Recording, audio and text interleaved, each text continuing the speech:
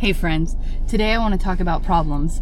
I know that's a funny intro, but we all got them, and how do we face them and what do we do when we encounter problems in our lives? And you may be wondering, this isn't really a parenting topic, but I believe it fully is because, like I said last week, everything we experience and how we are and how we respond, our kids are watching and soaking up and becoming. And so what do we do when we encounter problems in our lives?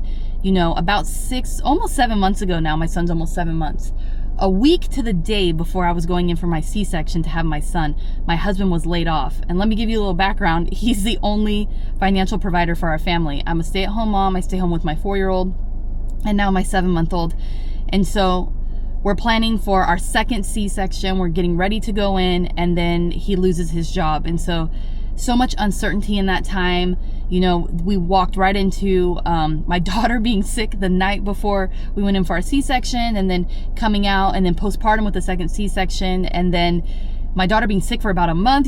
Kids pick up stuff at school, and that's all normal life stuff. But that on top of not having a job and just not knowing what we're going to do financially and all that uncertainty felt really heavy at the time, And so I had to make this decision. How am I going to respond? My daughter is watching me. She's paying attention to my joy daily. And there's days where I would feel super sad or mad with God or wonder, God, what are you doing? What's happening in our lives? We're in our 30s. Like, what's going on? What's our next step? And so how do we approach these problems? I think I've narrowed it down to a 2-step process that is not really mine. It's from the Bible, but I wanted to share it with you today because, like I said, I feel like our kids are just watching, and we want to be able to carry through when we encounter trials, which we know we're going to. Everyone does. And so the first one, and it's probably the baseline of everything, but it's just to cling to Jesus. And I mean really cling to him. I don't mean, well, I listened to a 15-second message and I went out the door. You have to be able to fill your soul up on him and let him sustain you. And sometimes that means wake up in the morning, read your word, listen to worship,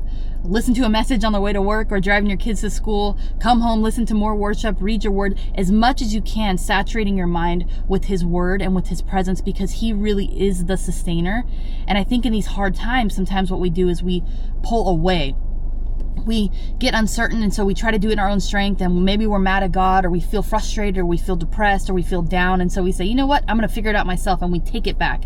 But the truth is that we have to live with open hands, even in uncertainty, even in sadness, even in depression, even in letdown and disappointment. And the best way I found to do that is to cling to Jesus as much as possible. Okay, Lord, every day I'm going to enter your presence because I know it's the only thing that truly sustains me. When I was young, I used to hear this worship song that the lyrics would say, I need you more than yesterday. I need you more than the air I breathe. And I remember back then thinking, oh, this woman sounds like she has her whole life together. She's in her 30s. She's a worship leader.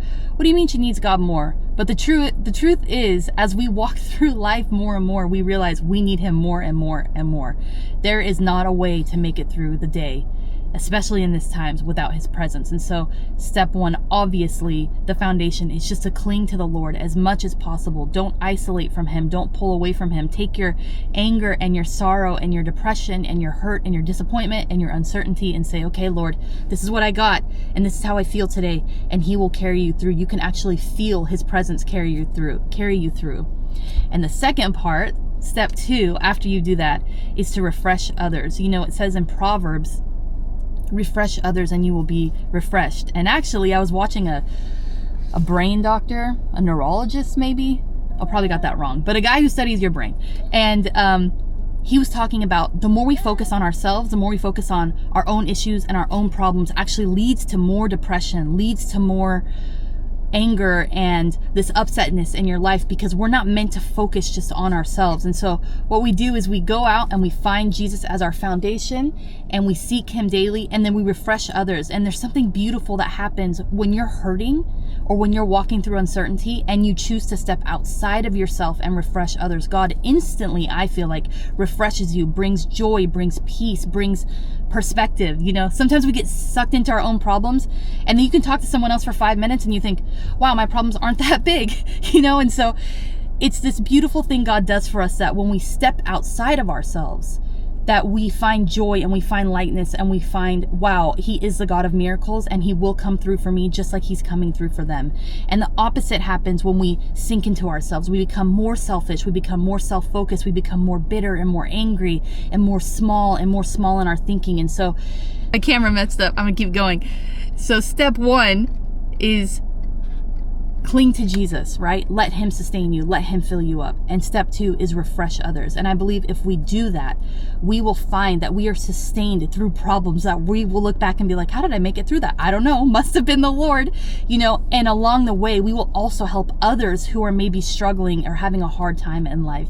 And also, the biggest, well, not the biggest thing, but a very important thing is that we will be a great role model for our children who are watching us. We know that they're watching us and they're becoming who we're becoming. And so cling to Jesus, refresh others, and you will be refreshed. And I believe God will sustain you through your problems today and bring you joy and peace.